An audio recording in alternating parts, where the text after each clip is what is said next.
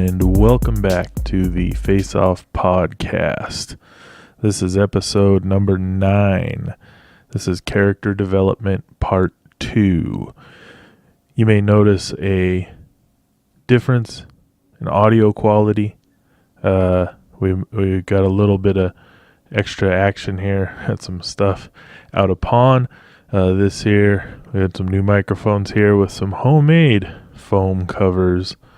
It was very difficult to do. Not worth the $2 that I saved doing it. This is probably some toxic foam that is giving me lip cancer as we speak, of the worst possible kind. Just some horrific death from the lips inward, and that's going to be great. It's already kind of itchy. I'm sure it's toxic, but we'll fight through. We'll get through there. I'd like to give a thank you, a shout out to Chris and Chris, 2 Chris's, double Chris's, for hooking it up, helping out with all this good stuff. There's video improvement too here. It's all around better than it was, I hope, because at this point I have no idea. I'm just sort of going with the with the idea that it is better, and that all the test runs won't be false test runs, and that everything comes out just great. But again, shout out, thank yous to Chris and Seth too for listening. That's important. He's got another comment from Seth. He's liking the stuff. He's doing the thing. He's out there taking care of business. It's like Fight Club. You don't know who he is. Maybe you do. You don't know what he does. Maybe you do. But he's out there taking care of business. He's one. It's like Juggalos became the Fight Club. They took the Fight Club idea. There's so many of them out there, but you can't necessarily recognize them right away. I don't know. I think the Juggalos are a little easier to recognize than the Fight Club guys. Where those Fight Club guys just like, well, I don't know. That's bullshit, man. You don't. Yeah, go hug a Juggalo. That's what I'm saying. I'd like to point out that these absolutely do not look like a pair of white balls or a butt in my face here. It's just the pink foam covers, man. I don't know what I was thinking. It took a long time too. That was like 25 or 30 minutes worth of work. And for what? To save $2 on on some foam covers. Could have got some beautiful non-toxic sleek black ones that fit the whole microphone. And why 2 microphones? I don't know. I do know actually. I overcompensate sometimes. I want things to I got hit on the head one time when I was a kid by a big crossbow that was hanging on the wall. I was assumed by a thumbtack or something.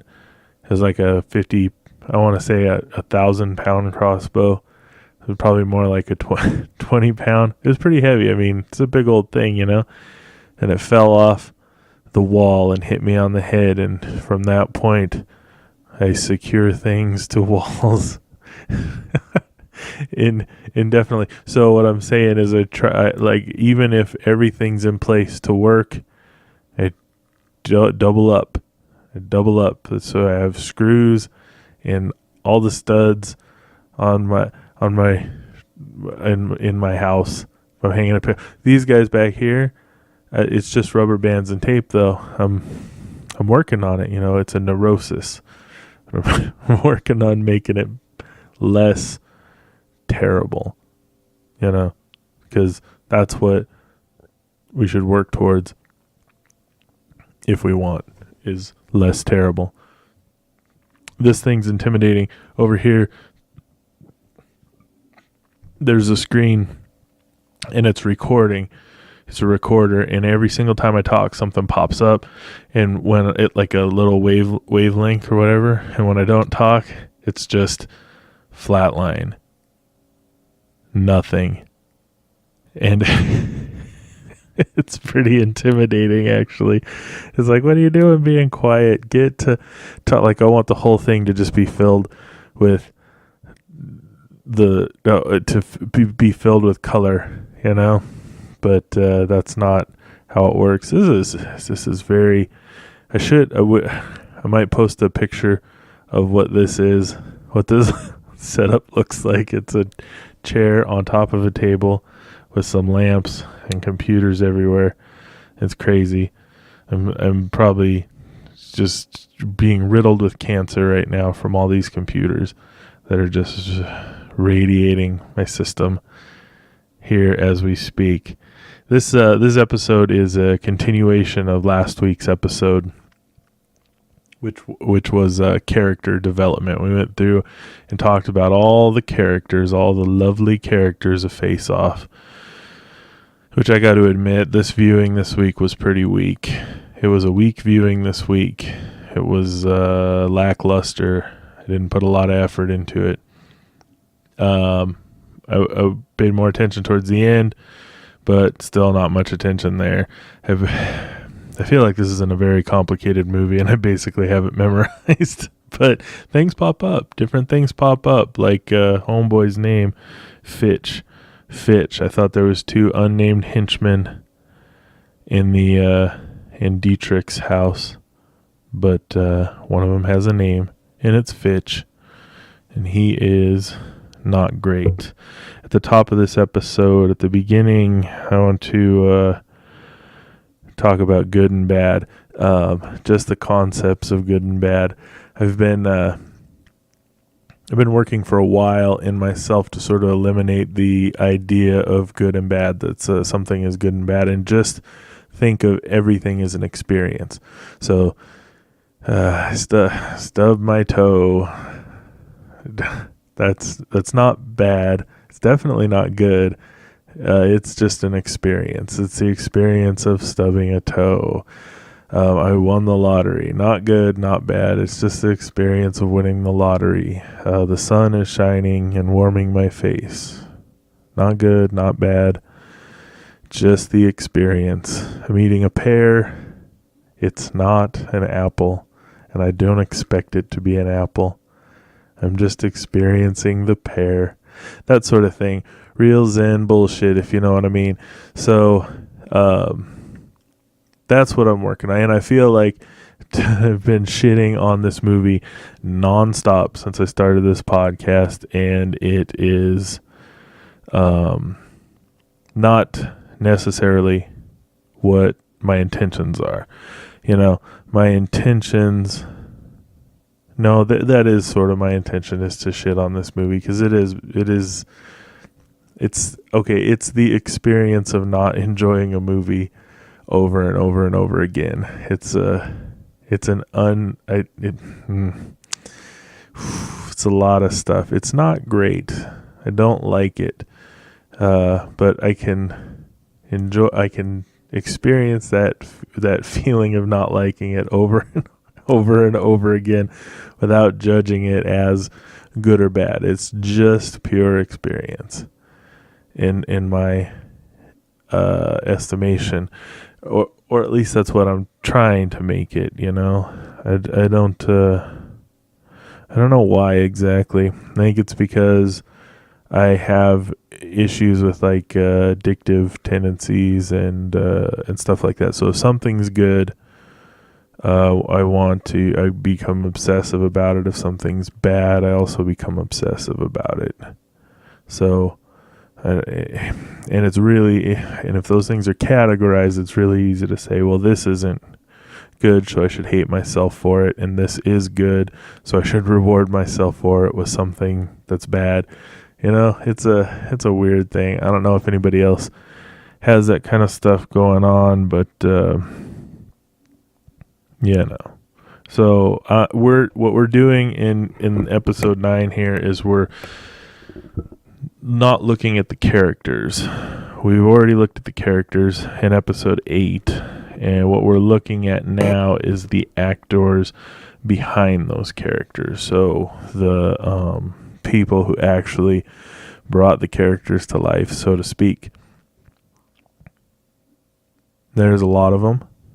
There's a whole pile of them, and we'll look at some of the other movies they've done and stuff. There's a couple of things I wanted to talk about at the top here. This feels weird, like I'm uncomfortable, like physically uncomfortable. I don't know, before, maybe I'll get used to it. I'm gonna it's not good, it's not bad, it is just different. And so I'm gonna try. I don't feel as loose. I feel kind of trapped here in this microphone. I might just have to hold them or something like that. But for now, we'll go ahead and soldier forward. Soldier on. I feel like I'm I don't know. I feel like I'm on NPR or something, and I've got this very measured voice, and things are going pretty good. That's we've got some topics to cover. We've got some time to cover. A couple of messages from sponsors, and we're just gonna get it moving right along here. I don't particularly like that. It drives me a little bit crazy. It's a little too metered. It's a little too measured. But it feels like I'm sort of locked in here is what it is, I guess. So I'm going to try, just so you're aware, I'm very uncomfortable right now. So let's see what happens with that. Let's go through this together. We talked last week about characters and the idea of characters, and that we as people, we sort of project even onto other people our own ideas and feelings about ourselves, and onto things too. In one example I wanted to bring up last week and did not bring up last week is Byron, the light bulb, from Gravity's Rainbow, a book by Thomas Pynchon. Pinch on. Pretty sure that's the things of it. It's a big old, huge, crazy, weird book, and I've read it, listened to it, however you want to say it. I've listened to it twice, and it's fairly complex. It's a pretty thick, weird book, and there's a significant, not really a significant part, but definitely like a large part, maybe 20-30 pages, about a light bulb named Byron who's immortal, and he has to take on the light bulb cartel or something like that, and it's really bizarre, super crazy, bizarre, and it's a little bit out of character for the book because it's so blatantly like anthropomorphizing a light bulb, like this amorphous object. The book is super nutty, but it just seems a little even too much. I don't know. It's crazy. So anyway, it's about he sort of sums up this crazy conspiracy about the light bulb cartel, and it actually is. People seem to believe that it's actually pretty much true, that there was this group of people in 1924 gathered in Geneva for a meeting that would alter the world for decades to come. It's where they chopped up the light bulb industry for the world as a price fixing thing. It's first, what do you call that? The first cartel in history to enjoy a truly global reach. 1924. A long time ago, man. It's a lot more technology these days. It's crazy stuff. Anyway, this book, or the story in the book, is an allegory about that and fighting back. And I don't know, I've heard all different kinds of things about it. If you never read Gravity's Rainbow, you might want to go ahead and start now, because it's a big old, it's like 400 characters or something. It's set in World War II, real postmodern. real nasty in places, but definitely a worthwhile read. I liked it a lot. I mean, I read it twice, listened to it twice. Let's see here. Another thing is, anybody got a light? I don't have a lot of notes for this episode. I wanted to get them out at the beginning instead of the end for some reason. I don't know why. I probably should have went at the end, because that way I can filibuster if I need to. Yeah, so there's a part in Face Off. This is the part I found that I start to fade. If I sit down to watch the movie from the beginning, I start to fade during the prison scenes, and then I don't pay attention. So if I start watching after the prison scenes, I can usually pay attention for the last part of the movie, but I paid way more attention to the first part of this movie than the last part.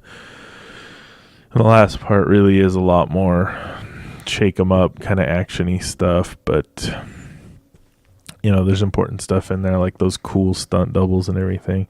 Those guys were badass. But in the prison scene, there's a part where Castor Troy, Sean Archer as Castor Troy, sparks off a riot to cover up his escape, to help out in his escape. And the way he does that is by holding, after he's been beaten and dragged off by the guards, he holds up a cigarette and he says, do you got a light? Does anybody got a light? And he's yelling it out over and over again. It's pretty subtle-ish for this movie. It doesn't really, come back around on it and everything. But what he was doing there was inciting a riot. He was giving people a rallying cry. He was highlighting an injustice, because all he wanted was a cigarette. All he needed was a light. He already got the cigarette, and he was highlighting an injustice, whether it was a perceived injustice or a real injustice. He was highlighting it in order to fire up the population and incite a riot, because that's what he wanted to have happen. He's very selfish. Sean Archer is very selfish. He's a selfish man. A selfish, dirty, dirty man. I don't like him. He's an asshole. He's a selfish, prickish asshole. And I guess his thought in that process was that he needed to escape in order to save his family, and also LA from Sinclair the bomb. And in order to do that, he would sacrifice any amount of prisoners or guards to the violence, that a riot would bring. Because the guards and prisoners are lower down on the hierarchy of importance, especially in the context of the movie. There's a hierarchy of importance, and right at the top of it is his family, and then L.A. later on. His FBI agents might be a little bit higher than L.A., but I don't think so. I think he puts L.A. higher on his hierarchy of importance because it's more abstract than the people around him. Because the people around him, they're there. He knows them. He cares for them, but they're also, all their idiosyncrasies are there. Their irritatingness and their own wants and needs and desires that get in the way of his selfishness, of his drive, of his one thing. Anyway, he's real focused. He's a serious prick, and I hate him. I don't hate him. I do, kind of. He's a pretty one-sided character, and he doesn't really have a big arc. His whole arc is that he comes back to what he was before his troubles happened, except for everything's a little different now. I watched some movies this week. Watched a lot of movies. I finished Justice League finally. That is a real trip of a movie, man. Real weird. I've never seen a movie that felt more surreal and less actual. Like, it doesn't feel like a real thing. It feels sort of like some sort of pretend. I don't know. There's a difference when you watch movies and TV, and this feels like some third thing, like a play almost. that might be part of it. It might seem like a play because it is a lot of green screen. And I think when you're doing green screen acting, you're on a stage, you're not interacting with the world really. And so I could be more playish, right? It seems more like a play, to me at least. Okay, so there's this movie Reacher, this new Jack Reacher movie. That was another one that felt really weird too. It felt like a movie you'd show in school or something. I don't know. It was dumb. The Fantastic Beasts and Where to Find Them, that was pretty cool.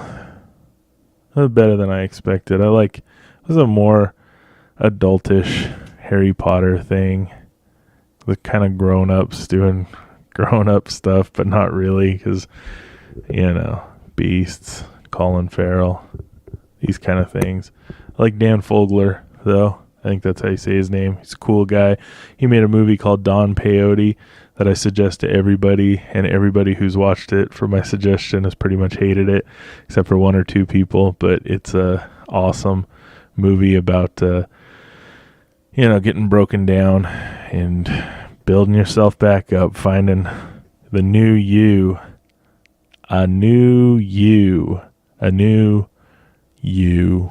or some other person. Anyway, I liked it. I thought it was good. Don Peyote, check it out.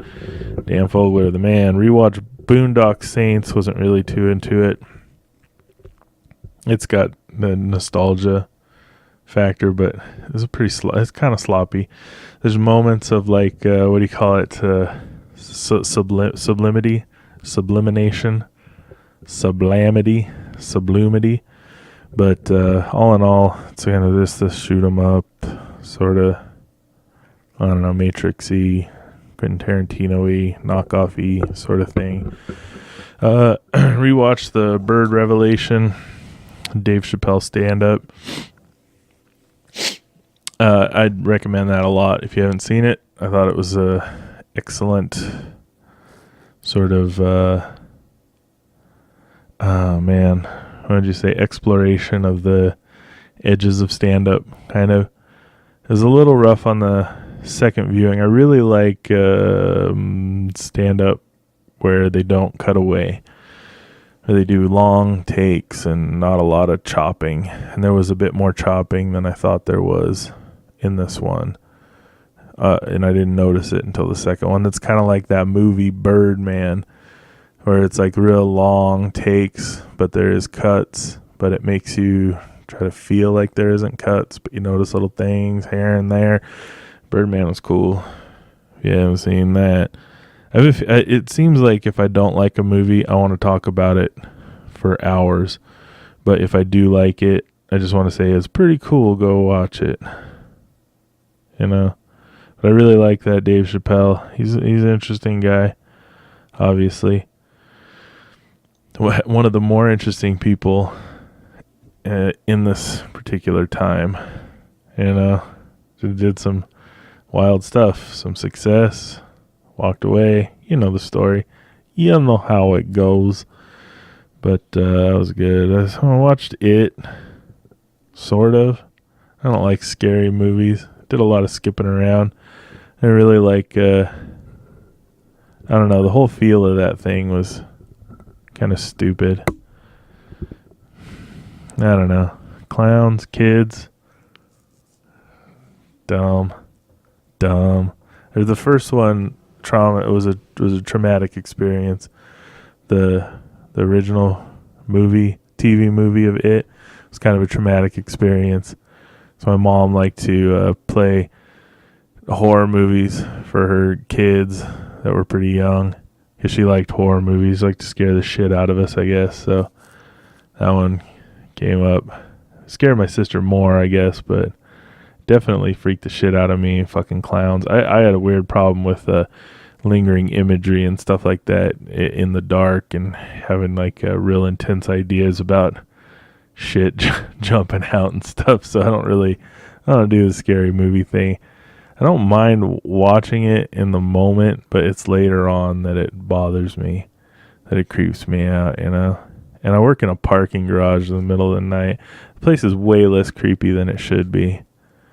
I don't know. I guess it's probably because I listen to podcasts and stuff all night, so it's I'm barely ever, tuned in to what's really going on, thinking about it, all that stuff. And I watched this new Star Trek movie that was just whatever. Space fights. It's like, hey, we've done a lot of fighting here on Earth. Let's go into space and fight there too. It's sort of like the robots in that Alien movie, new Alien movie, that the two robots fight each other and they're doing karate. And it's like, oh man, really? We're going to build robots. They're going to do karate on each other. This is boring. This is stupid. Idiots. Do something new. Let's go into space and do something. It doesn't even matter. I don't know why I'm going through this stuff. I watched Annihilation. That was another one that it was so boring. So boring.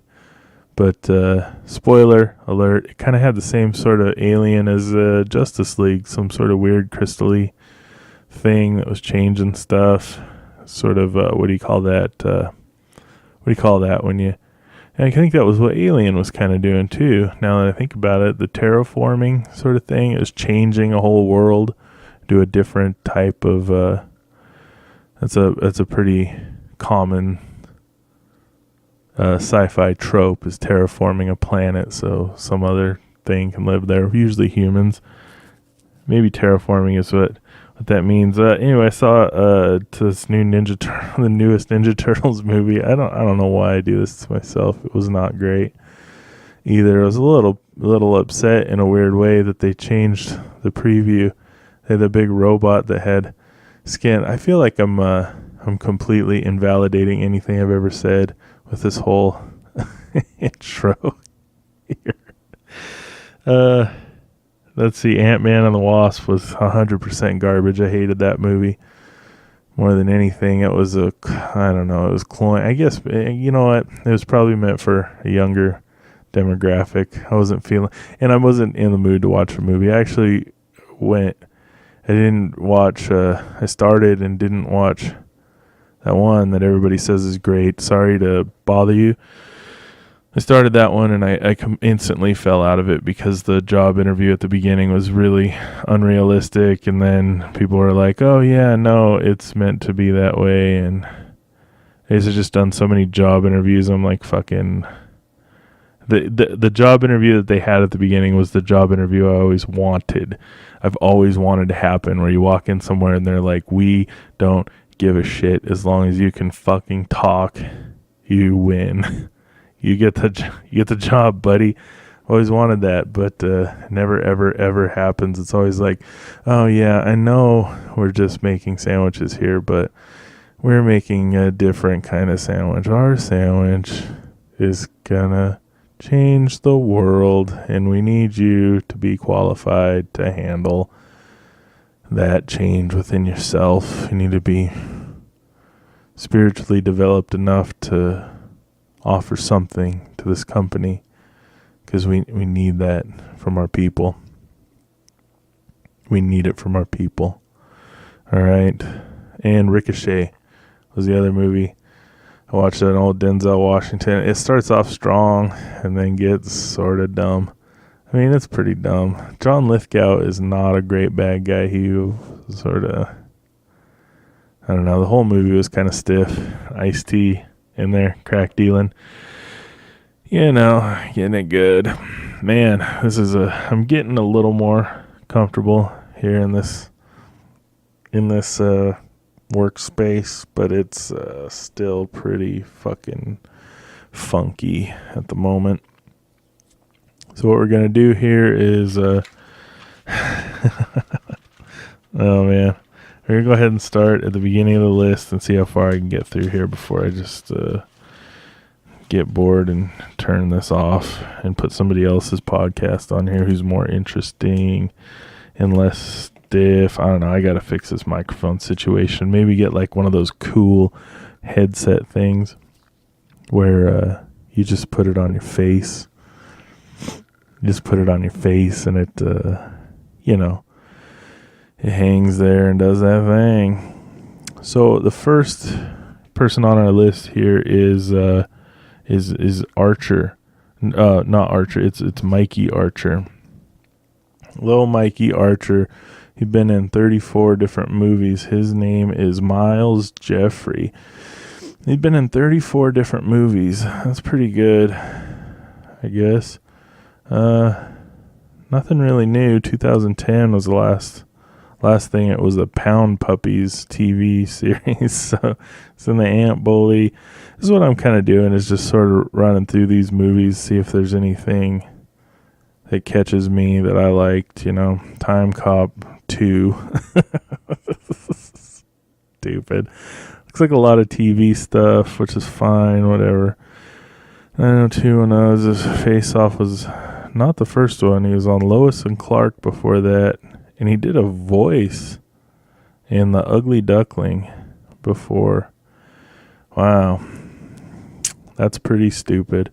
That's a real fizzler for the beginning. Anyway, I did not appreciate his young person acting in this one. Mom's a Vampire. Wait. Yeah, these movies are dumb. I didn't appreciate his acting. I don't like kids acting. I didn't like any of those kids in it. It was terrible. Terrible acting. You got nothing to tell me.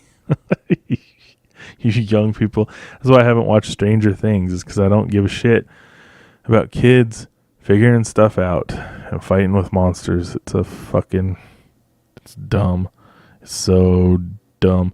I quit caring about that after The Sixth Sense, which is arguably the best, most welly acted kid acting, and it's still terrible, still awful.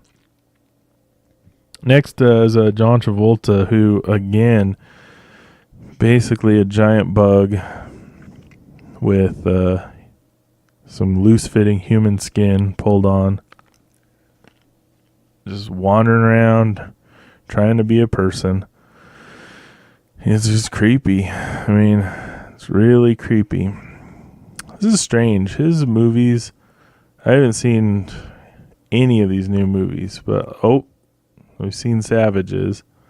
I haven't seen any of the. There's a lot of action-y stuff. A lot of him with a gun on the cover.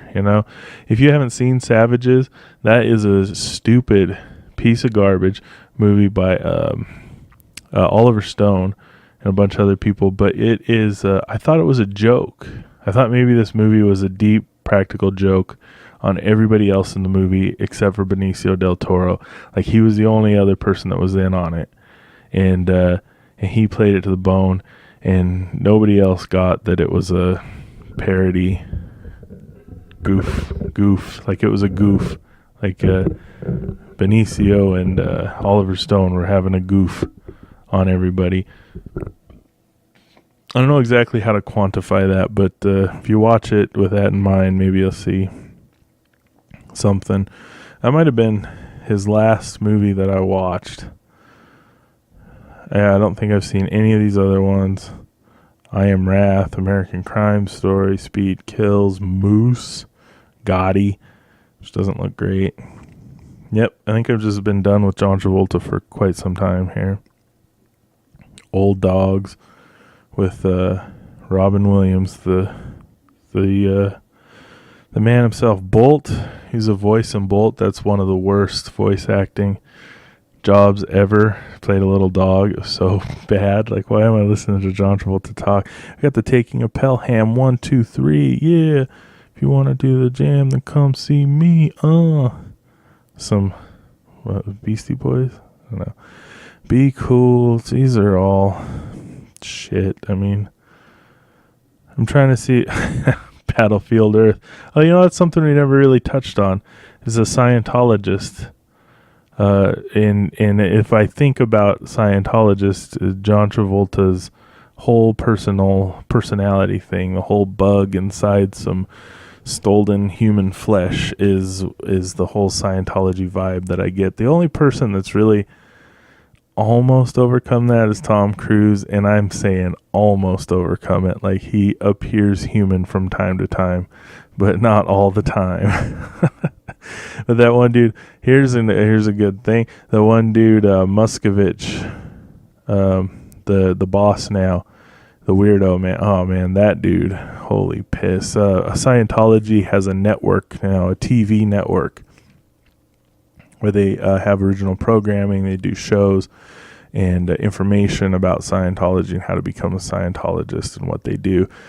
And it's a whole network, and they have a video on YouTube introducing you to the network, and it is tip top creepy stuff. Muskovich right up in front, man. That guy hasn't done an interview since like 96. And he is right up in front with his little weird suit on and his some fresh flesh that he pulled off of a hobo. They get a bunch of hobos they gathered from Sunset Boulevard and and extracted their life essence and tanned their hide in order to make a almost convincing skin suit. I think it only goes down the neck and shoulders.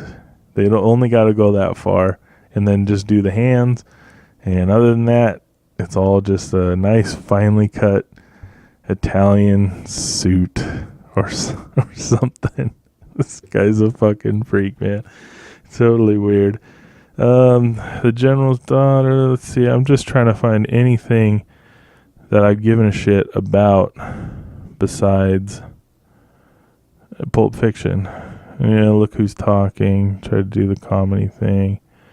I don't know. This guy's a real dingbat.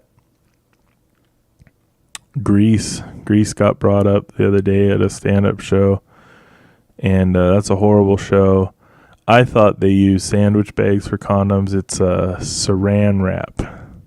And so when I brought up sandwich bags as condoms, nobody got what I was saying. I don't think I even got what I was saying, but it's saran wrap. They used to do the saran anyway. That Grease. If you like Grease, you gotta look inside, man. You gotta go take a walk up the mountain, try to figure out what's going on with your life. White Man's Burden. That was the one where black people treated white people like white people treat black people. So the white people had been slaves. It was like an alternate reality thing, which should have been awesome, but it was not awesome. In Battlefield Earth, man, he was a dingus in that one. What a dork. I'm just being an ass. This is all I'm doing is trying to shit on people's lives. Really fucking successful people's lives. I'm just trying to tear them down to my level and make them just as angry as I am. Next we got Nicolas Cage. See, there's a lot of things coming out, like this movie called Mandy that people have been talking about, and Mom and Dad. That's another one. I think Mandy's an alien movie. I don't know. That's the gist I got, that it was like a Close Encounters of the Third Kind or something like that from the preview.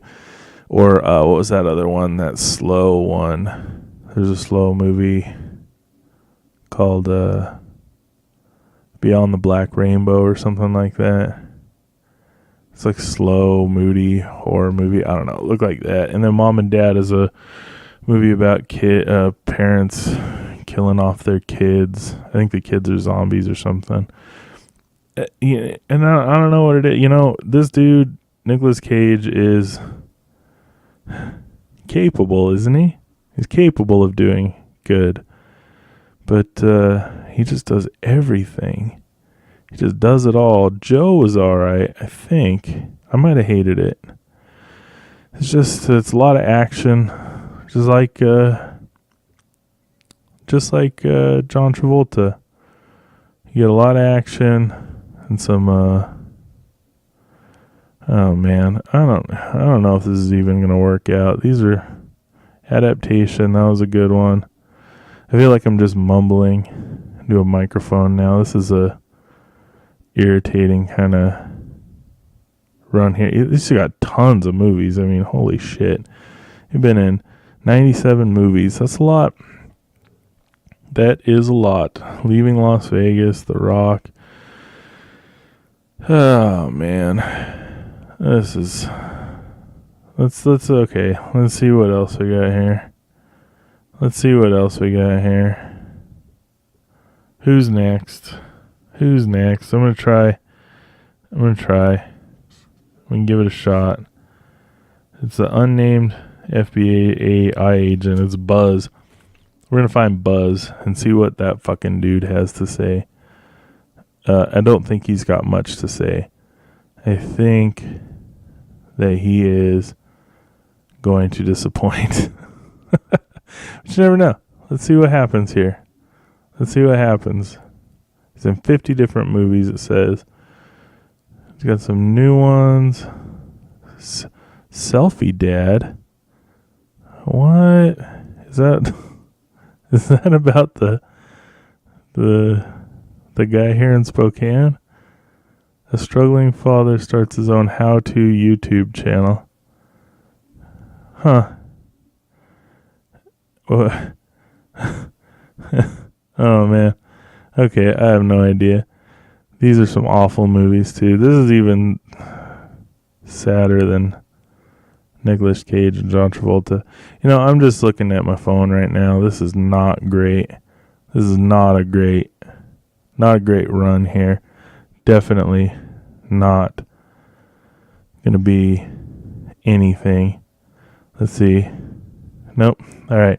I'm going to shut that off. I'm going to not look at it anymore. This whole episode, I've been a little uncomfortable with everything. With the setup, with the subject matter, with the direction things are going. But I don't know. I think I'm going to soldier on a little bit here. That's what I think. I'm going to soldier on a little bit here. See if there's anything rattling around in the old brain hole, which I don't feel like there is. I feel pretty empty right now. Pretty empty about this whole thing. Like, I don't know. I feel pretty uncomfortable physically and hot. It's a little hot in here. And there's people trying to sleep. I feel like I'm waking them up. And I don't know. This is one of those weird ones. Like, I feel like I was looking forward to it. Like, I felt really prepared. I think the only time these work is if I'm not prepared for it at all. If I just don't even think about it very much. Just kind of go from the hip. Go right from the hip. I'm going to look here real quick and see if I had any notes in my phone about things that I wanted to cover, but I honestly don't think I did. It's just kind of a rough, weird week, month. I don't know. Have you guys been feeling that? Have you been feeling it like as an odd, I don't know, two months now? Maybe more than 2 months. It's a little off and on. It feels like a fast cycling kind of weirdness. But like with heavy highs or heavy peaks and valleys kind of. Maybe it's just me, but I don't know. It's been strange. Feels like it's in the air. I mean, there's a full moon just passing right now. I always have a weird time around the full moon. It's usually as it passes. Then I get cocky. I'm like, oh, it wasn't too bad. And then it gets bad. So this is where to be careful. Oh, man. I'm not feeling it right now. It's one of those ones. I thought I had it figured out. See, that's what happens. To go back to the original theme, the original thing I was talking about, which is like quantifying things as good and bad, qualifying things as good and bad, categorizing things as good and bad. As I have a tendency, if I think something's good, I feel like if I just repeat what I did that time to make it good, it'll always be good. And that's I feel like that goes back to like addiction stuff too, where it's like, oh man, I woke up this morning and had an Egg McMuffin and then went and got drunk early, and it was a great day. And that happened 4 days in a row. So why not every day? Like, as a simple thing, simple example there. Yeah, I'm feeling it. I'm feeling pretty slow and low. It's odd. I wonder, like, under delivering badly or over delivering badly is worse. So if I keep trying to chug along just to sort of make a certain amount of time, that feels right, then yeah, or just giving up. Just give up. I actually thought I wasn't gonna watch the movie this week. I was gonna, as a sort of act of defiance, I was gonna not do it, but I did because I'm a pansy. So that's probably what's happening now, because I feel like I don't necessarily have to keep talking. I could just stop talking, but I'll probably just keep on rambling for the next 30 minutes like an asshole, like a total dick, like a complete prick ass bastard. I'm still doing it. It's not good. I'd like to apologize to everybody listening for the weakness of this particular podcast. It's been a real shitty piece of garbage. A real shitty piece of garbage. Let's see here. I don't have any notes. I'm gonna get out of here. I think I'm going to get out of here. I'm going to go on and down the old dusty trail. And I apologize to myself, because I really let myself down on this episode. Thought it was going to be better. I thought it was going to be a real barn burner. Maybe that's the new